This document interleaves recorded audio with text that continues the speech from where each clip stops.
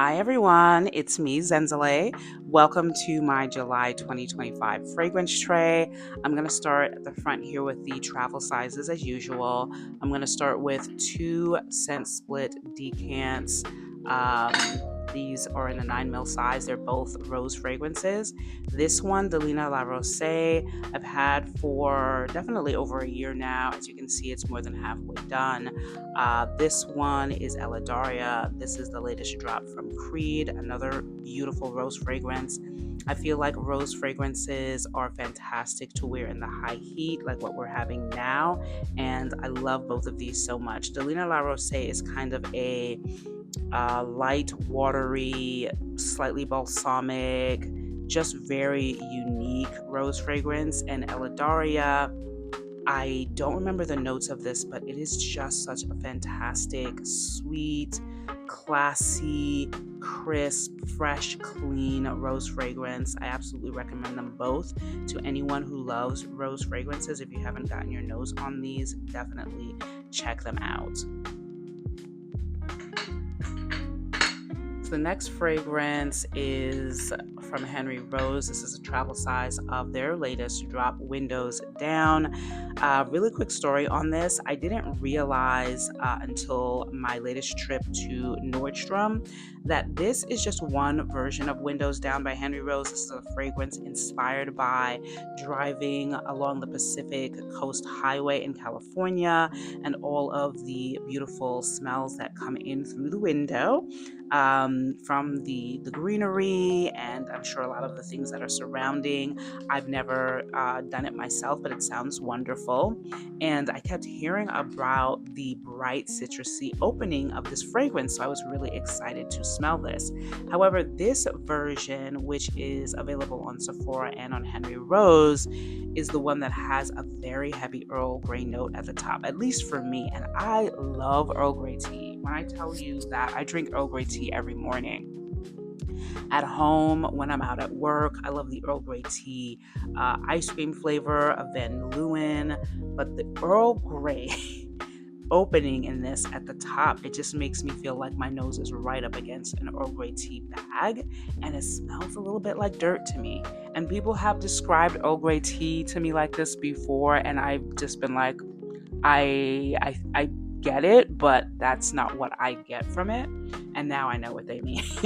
So the PCH version of this fragrance, which is a much darker juice and limited edition, is the one that has the citrusy opening notes, and Earl Grey is included, but in the mid. So I kind of am curious about smelling that one as well. That one does not have the option to get a travel size, so I might blind buy it. I will let you know, but I'm putting this on my tray anyway, just to wear it on my skin, wear it out, see how it performs, and I will let you know. I will report back. In fact, I want to start reporting back about my previous fragrance trays before I talk about the fragrance trays for the present month, and I'm going to start with this one. So in August, I will let you know how this tray went, what I wore most, what I didn't, that type of thing, because I really like fragrance trays. I really like it when people do those kinds of fragrance tray videos, letting us know how the other fragrances that they wore for the previous month did. So, like I said, I'm going to start doing that from here on. So the last travel size on my tray is from Brown Girl Jane. This is their latest. This is High Tea. And I talk about this fragrance in one of my recent videos when I talk about a few of the latest fragrances that I've added to my collection. I had a different expectation of this fragrance based on the notes. It did include that it has orange blossom water, but I didn't realize how heavy that orange blossom would be. And once I got past that, just understanding that you gotta like orange blossom to like this, I really do like this fragrance. I have realized with all the Brown Girl Jane fragrances that I've picked up so far, this is my third, that Brown Girl Jane's fragrance profile is always going to be pretty intense. So this is no exception. I do like the other more gourmand sort of whipped notes, whipped milky kind of creamy notes in this fragrance as well. And yeah, this is not one that I have been wearing around the house since I got it. So it'll be interesting to see how this wears when I do start wearing it this month. Again, I will let you know about that one.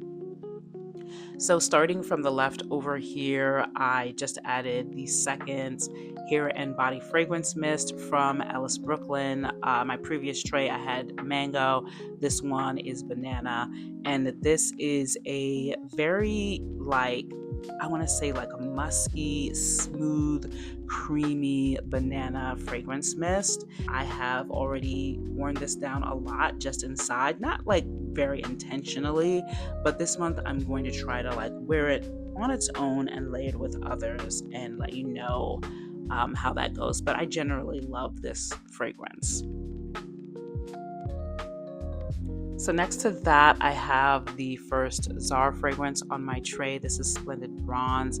This is a beautiful orange blossom fragrance, which I just discovered is from their Into the Gourmand line. I've had this for several years now, and I picked it up specifically because I just feel like I need to give it more love. I had to smell it again just to remind myself how much I really do love this fragrance.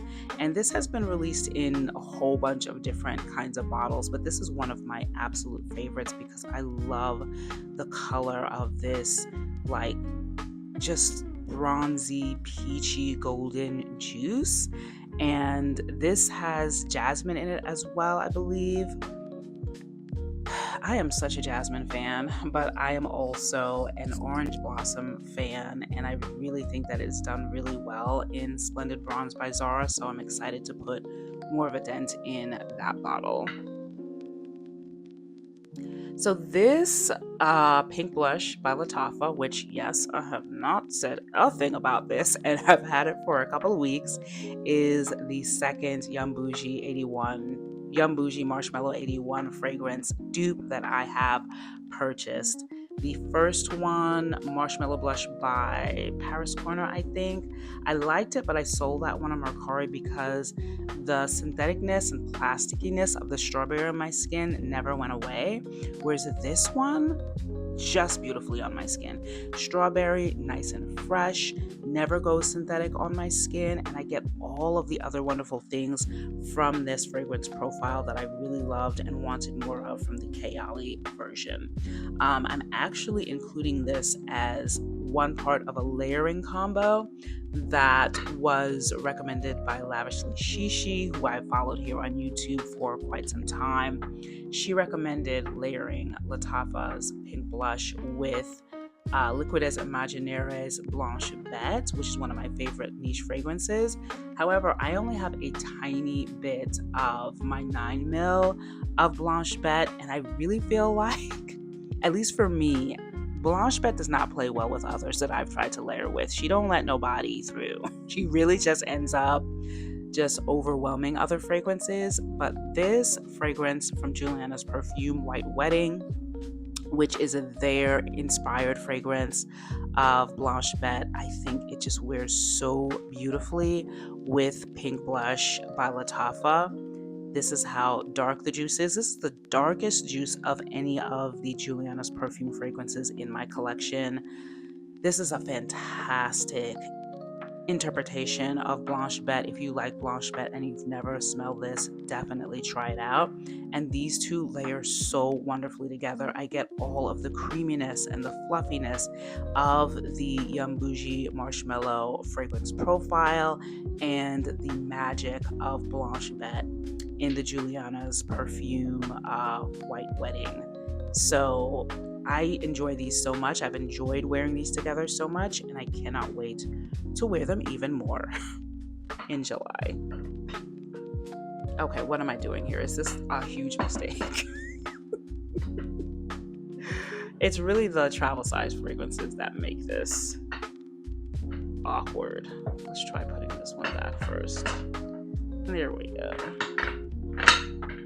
So the second Zara fragrance on my tray is Red Sun Dunes. I also talked about this in a recent video that I did of the latest Zara fragrances in my collection. This has rose, raspberry, and leathery notes, I think, of saffron. I really, really like it. I've only had this one and the other one that I picked up in this line for about a week or so. I've only sprayed it for the video that I did, so it'll be interesting to see how this wears this month when I wear it. Again, I will let you know more about this. Again, this is Zara Red Sun Dunes. I'm just going to reach back here for the second to last fragrance on my tray, and this is the latest from Sniff, from their No Noses line. This is Sweet Tooth. This is inspired by Swedish candy, a gummy Swedish candy. I did not mention that when I did my first impression review of this, but that is the inspiration for this fragrance. However, as an American smelling this, it reminds me a lot of the kind of candy that I had when I was, young, teenager in high school. It's very juicy, watery, watermelon, raspberry, candy like. It is so uplifting, it's so fun and playful, and yet at the same time, because of the muskiness in the base, I believe it is wearable for a range of ages. I really, really enjoy this so much. As you can see, there's already a dent in here. I have pretty much doused myself in this when I've worn it, and it's so interesting because there's that bold, sweet, juicy, fruity candy opening, but it wears down to something very manageable and enjoyable. So I'm excited to wear this July as well. Last but never least is Summer Mink. I had the travel size of this for the first time last month. It crashed my June fragrance tray. I drained it. I purchased this 1 ounce before it was done because I was like, there's no way I am going for the rest of the summer without this fragrance. I'm probably going to upgrade to a large bottle when this is done. It's fantastic. I even got my dad the mini set of the votive candles from Better World Fragrances for his birthday. I did not expect to do that. Oh, and I also sent a travel size to my best friend in Philly. So, as you might guess, I love this fragrance. The opening notes are so unique. They are Italian citrus, sage oil, and petitgrain. And then it has a jasmine sambac. It has warm spicy notes. It's smooth. It is sexy. It is perfect for any gender. I think it's fabulous. I think it's a hit, and I absolutely love it. If you haven't smelled it yet, get your nose on it. If you enjoy notes like it, it's called Summer Mink. It's perfect for the summer. Anyone can wear it. I think it's affordable. I bought mine off of Ulta. Okay, you can buy it off of Ulta and off of the Better World Fragrances website for now. I almost want to put it to my nose right now, but I'm going to restrain myself. But I'm really excited about this fragrance tray. I really like a lot of the things on here. There are some fragrances that I'm challenging myself with, and there are some here that I just absolutely love. And then there are some that I'm still just sort of discovering how I feel about them. So let me know in the comment section down below, as always, if any of the fragrances on my July fragrance tray are fragrances that you will be trying this month as well. Do you do fragrance trays? What's on yours? And if you don't do fragrance trays, just what are you going to be wearing in July? What are your favorite fragrances to wear when it's really, really hot like this 80, 90 degree weather? I would love to hear from you. As always, please remember to like, share, and subscribe to my channel if you enjoy content like this. Don't forget to click on the thumbs up button if you enjoyed this video. I hope that you did. Until I see you in my next video soon. Bye.